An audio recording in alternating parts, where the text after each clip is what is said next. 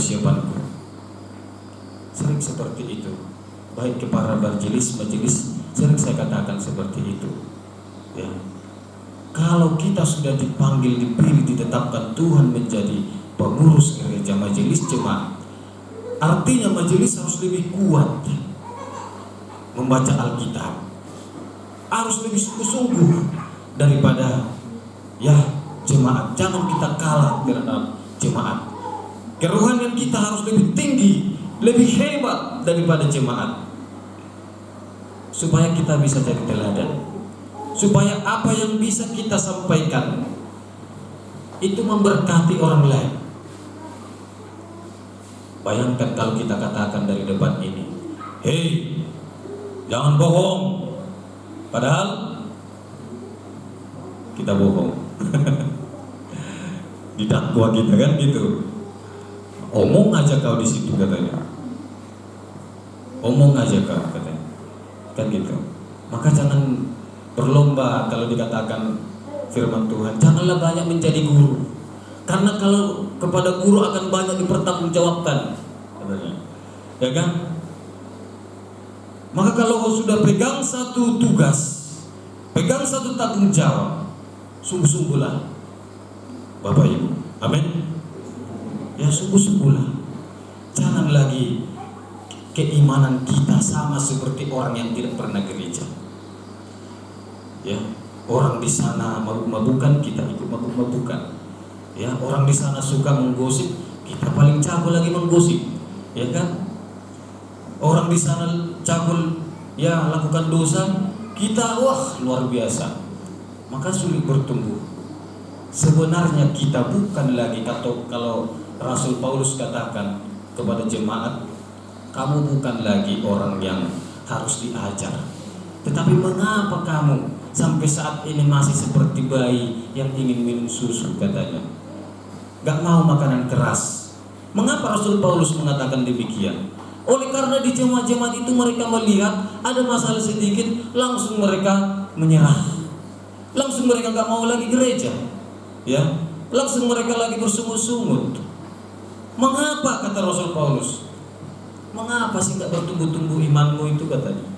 Padahal sudah besar berkat Allah dalam Yesus itu. Sangat besar yang kita terima. Kenapa hanya masalah sedikit saja kita tinggalkan persekutuan? Ya, inilah tanda-tandanya masih bayi rohani, belum dewasa dalam kerohanian. Sebenarnya dikatakan Rasul Paulus, kamu sudah mengajar, tapi mengapa kamu harus diajar? Ya.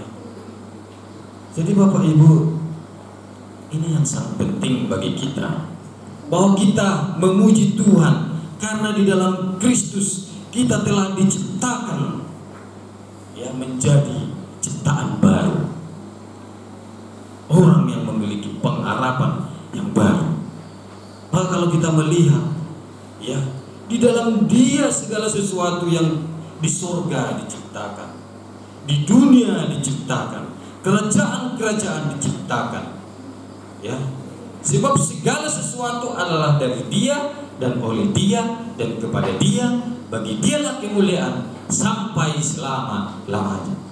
Itu Roma 11 ayat 36. Jadi tidak ada alasan bagi kita untuk menyombongkan diri dengan kelebihan yang ada pada kita.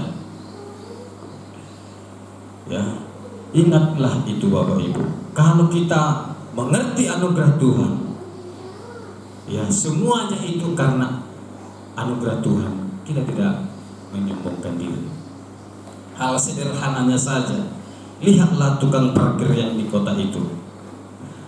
Ya, walaupun dia punya banyak mobil, punya banyak motor, apakah dia menyombongkan diri?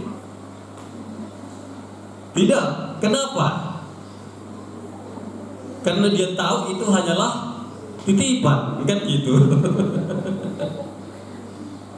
Jadi kalau ada kelebihan kita, harta kita banyak, lahan kita luas, jabatan kita ada, kepintaran kita ada, kecantikan kita ada, kelebihan kita dari orang lain itu ada, bukanlah itu untuk disombongkan.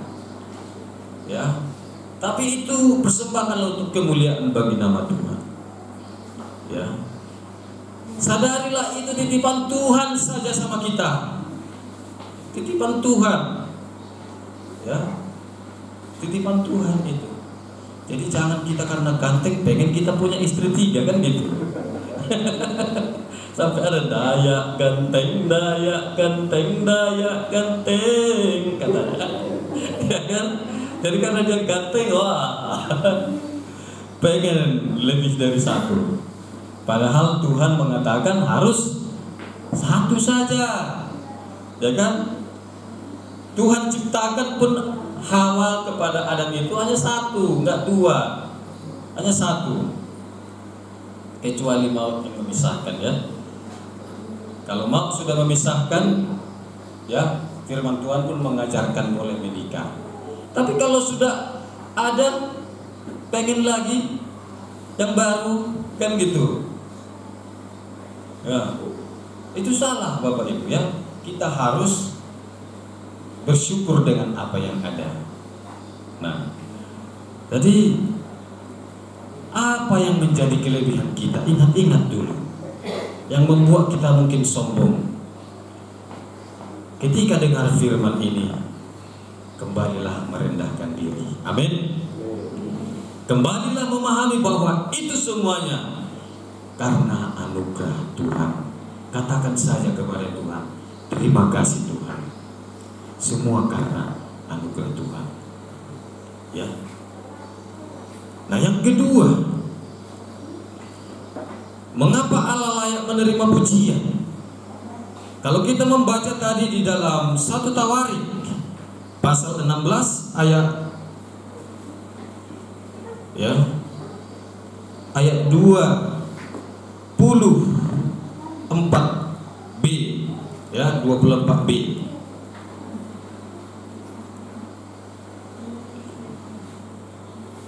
Kita memuji Tuhan oleh karena dikatakan perbuatan-perbuatannya yang ajaib di antara segala suku bangsa. Perbuatan-perbuatan yang ajaib. Ya, kalau Daud kita melihat banyak sekali perbuatan ajaib yang Tuhan berikan kepadanya. Ya, mungkin anak-anak yang masih yang muda ini, yang masih remaja-remaja masih ingat kisah Goliat, ya. Ingat ya, kisah Goliat, tentara orang Filistin yang mereka bangga-banggakan itu. Ya. Bagaimana perbuatan Tuhan kepada Daud mengalahkan Goliat. Kalau kita melihat Goliat itu sudah mematahkan mentalnya. Anjingkah aku ini, ya kan? Maka kau memerangi aku dengan tombak dan lembing. Bahkan seperti anak kecil yang kau ini kan menjadi lawanku, katanya. Sudah dijatuhkan sebenarnya mentalnya Daud ini, ya. Tetapi apa kata Daud? Engkau membawa, ya, pedang untuk menyerang kami atau untuk melawan Tuhan, melawan kami. Tetapi apa kata Daud? Aku membawa nama Tuhan semesta alam. Bayangkan Bapak Ibu, hanya umban berisi batu-batu kerikil yang ada di sungai itu dipilih oleh Daud, ya. Hanya umban, bayangkan. Kalau kita melihat, mungkin kita nggak kenal umban, ya. Tapi kalau sekarang ketapel, ya kan. Kalau ketapel kenal lah, ya. Ketapel. Bayangkan Bapak Ibu, ya, anak kecil yang mengumban batu ingin melawan Goliat yang besar. Hanya sekali umban,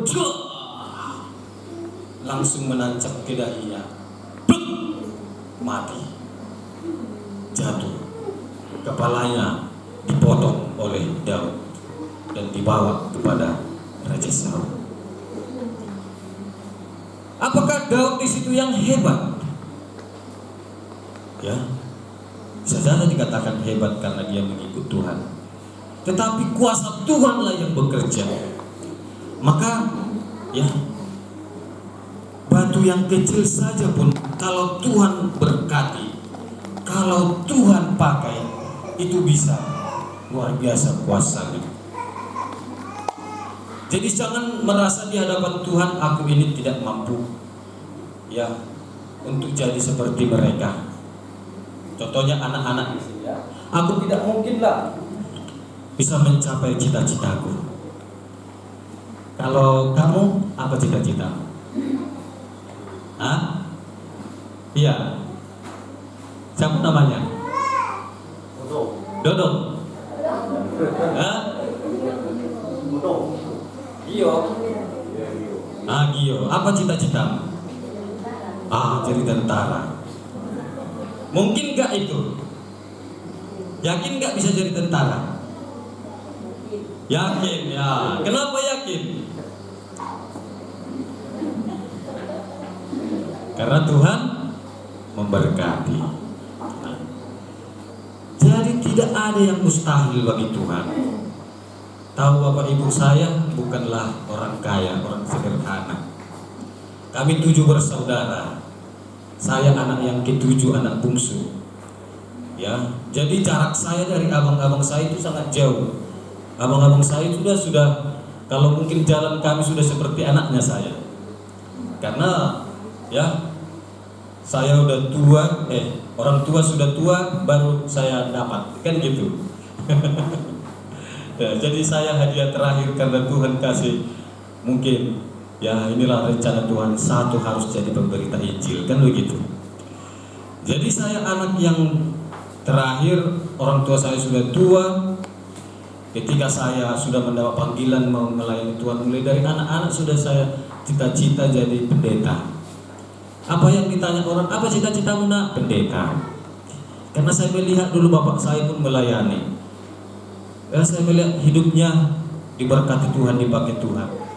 Jadi saya pun mau melayani jadi pendeta. Jadi setelah tamat SMA, bapak sudah tidak ada, tinggal mama. Sudah tua. Ya, abang-abang mengatakan kamu harus tinggal di kampung untuk jaga mama.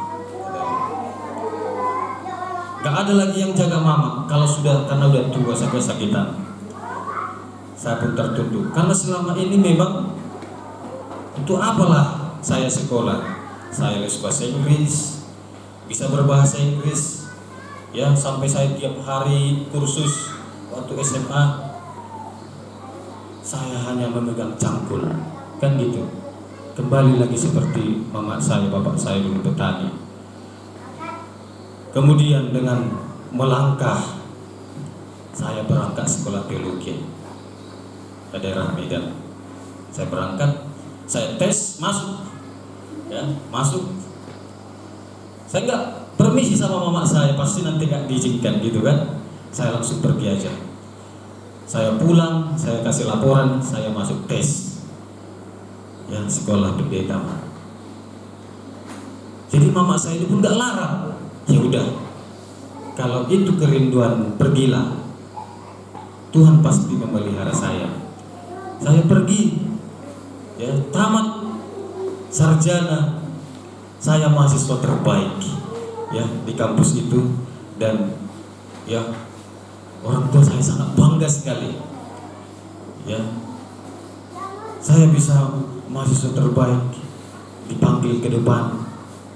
Bayangkan Bapak Ibu, saya rasa ya umur orang tua saya itu bertambah. Karena apa? Ya, anaknya maju ke depan, dikasih penghargaan. Dan karena prestasi ini saya pun bisa melanjutkan S2.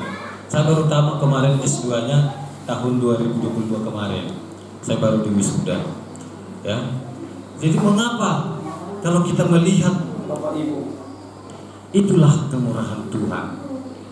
Ya, kalau kita mengandalkan Tuhan, kalau kita hidup di dalam Tuhan, ya firman Tuhan itu mengatakan orang-orang benar itu dipelihara Tuhan, anak cucunya tidak terlantar, ya, yang diberkati Tuhan. Maka kalau kita dekat dengan Tuhan, yakin sajalah bahwa Tuhan memberkati kita. Amin. Ya, perbuatan-perbuatan besar itu ya, kalau Tuhan sudah berkati kita, ya, apapun yang Bapak mau buat, secara khusus di gereja kita ini, kalau kita memang benar-benar sungguh beriman kepada Tuhan, ya, kita yang gereja yang kecil seperti ini bisa Tuhan pakai menjadi alat di tangan Tuhan. Jadi ya, nah itu luar biasa Bapak Ibu. Jadi kalau kita melihat mengapa Tuhan itu dipuji, karena perbuatannya sangat besar bagi kita. Kita buka dulu Mazmur 40. Ya, Mazmur 40.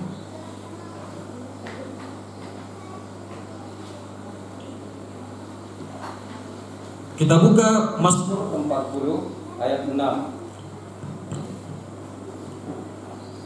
Ya, coba semuanya Bapak Ibu yang membacakan Mazmur 40 ayat 6. 2, 3 ya.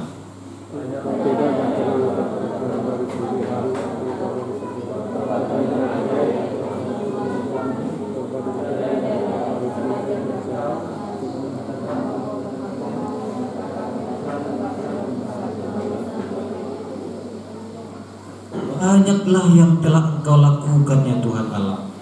Perbuatanmu yang ajaib dan maksudmu untuk kami, tidak ada yang dapat disejajarkan dengan Engkau. Aku mau memberitakan dan mengatakannya, tetapi terlalu besar jumlahnya untuk dihitung. Itu Bapak Ibu Daud sangat merasakan betapa banyaknya perbuatan Tuhan dalam hidupnya, sehingga tidak terhitung katanya. Ya. Jadi Bapak Ibu, pasti ada perbuatan Tuhan yang ajaib. Ya, kita harus belajar bagaimana secara Tuhan memberkati hidup kita. Kalau dulu Tuhan memberkati kita, saat ini pun kalau Tuhan izinkan ada permasalahan, ada pergumulan, yakinlah Tuhan pasti menolong. Amin. Karena Allah itu setia. Allah itu tidak pernah meninggalkan kita. Sekalipun ada banyak rintangan masalah yang kita lalui, itu bukanlah membuat kita semakin jauh dari Tuhan. Firman Tuhan mengatakan, di dalam kelemahanlah kuasaku bekerja. Itu kata Rasul Paulus. Sekali dia pun banyak mengalami masalah, tetapi di tengah masalah itulah dia mengalami ada Tuhan yang menolongnya. Jadi lebih gampang kita merasakan hadirat Tuhan Bapak Ibu kalau ada pergumulan dalam hidup kita. Kita bawa di hadapan Tuhan, Tuhan memberikan kita kekuatan. Lebih gampang kita merasakan hadirat Tuhan itu ketimbang kita sedang senang-senang. Ya, kalau orang sudah senang-senang lupa dengan Tuhan. Ya, banyak orang seperti itu. Kalau lagi senang-senang lupa. Ada juga yang enggak lupa, dia kasih ucapan syukur. Ya, ucapan syukur ke gereja. Apakah hal senang-senang saja kita kasih ucapan syukur ke gereja? Sebenarnya hal susah pun, karena di situ kita menikmati hadirat Tuhan. Wah, di situ sebenarnya kita harus lebih banyak memberi ucapan syukur kepada Tuhan. Ya. Kalau kami di sana seperti itu, udah kecelakaan nanti, tapi kasih ucapan syukur, ya, ucapan syukur Pak Pendeta, karena kami celaka kemarin, tapi puji Tuhan dah, kami tidak mati, ya kan gitu. Dikasih ucapan syukur ke gereja. Nah, bayangkan Bapak Ibu ya, nggak ada dikunjungi pendeta itu, nggak ada, tapi dikasih ucapan syukurnya. Ya, inilah ucapan syukur. Nah, Bapak Ibu dan saudara-saudara yang dikasih Tuhan. Jadi perbuatan yang besar itulah yang membuat kita memuji-muji Tuhan. Amin. Ya. Dan yang ketiga, Di ayat yang ke-6 dikatakan tadi di dalam satu Tawarik itu, ya, Mazmur, ya, Mazmur 16 dikatakan ayat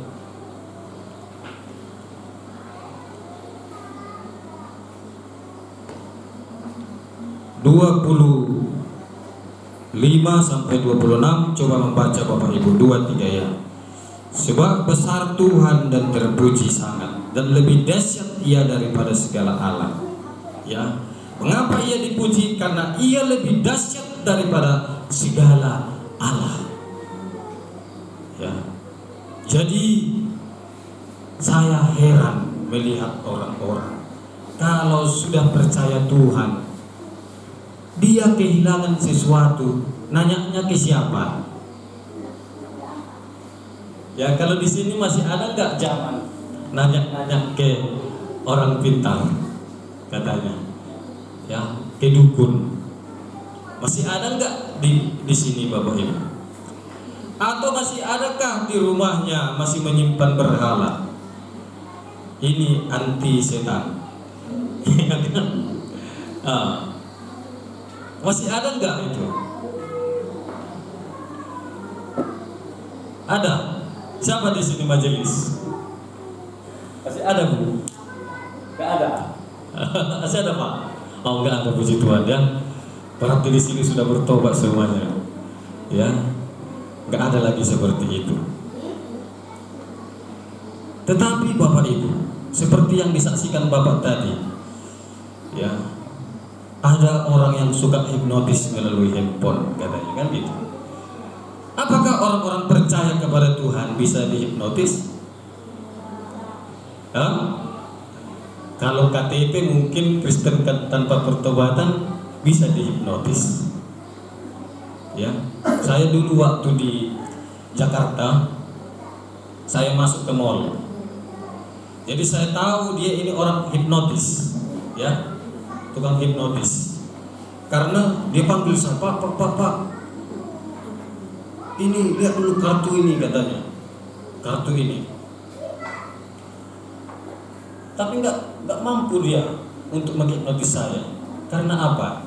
Ya kan? Karena roh yang ada dalam diri orang-orang percaya itu lebih besar daripada roh yang ada di dalam dunia ini.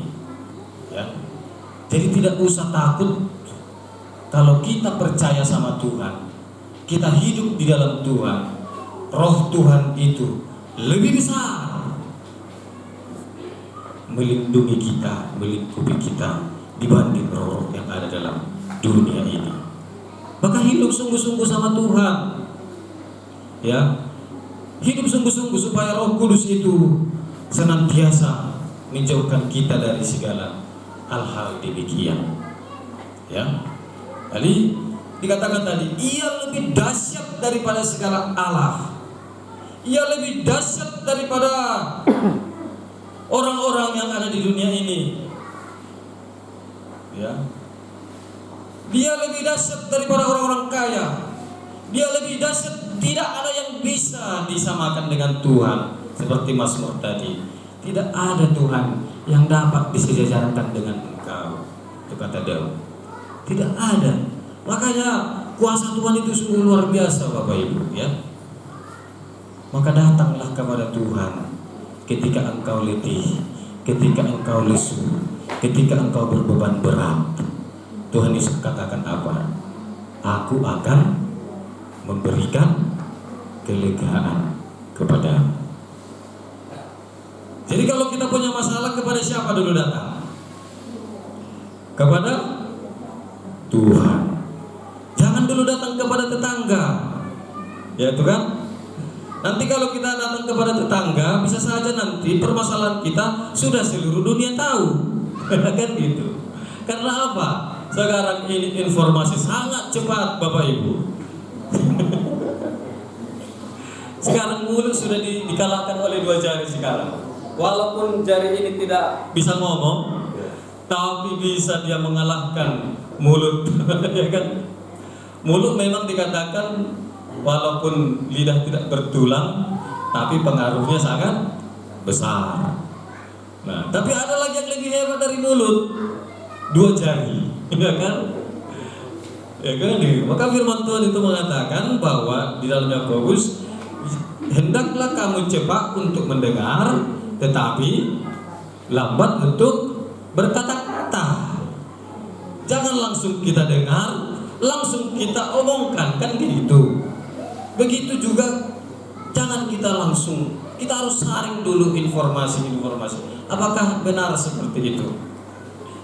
Maka kalau Ya, Bapak Ibu, saudara-saudara, di sini kita perlu hati-hati mempergunakan ya, apa yang ada pada kita, Nah, Bapak dan Ibu, saudara, saudara yang dikasih Tuhan, itulah kalau kita melihat, ya, masih beberapa, sebenarnya sangat banyak mengapa kita harus memuji Tuhan. Tetapi yang kita bahas hanya 3 ini dulu. yang pertama, di dalam Kristus kita telah diciptakan. Diciptakan, yang kedua perbuatan Perbuatan yang ajaib dan di antara suku bangsa, kemudian yang lebih dahsyat daripada segala alam. Kemudian apa respon kita terhadap Allah yang layak menerima pujian itu? Kita sudah menerima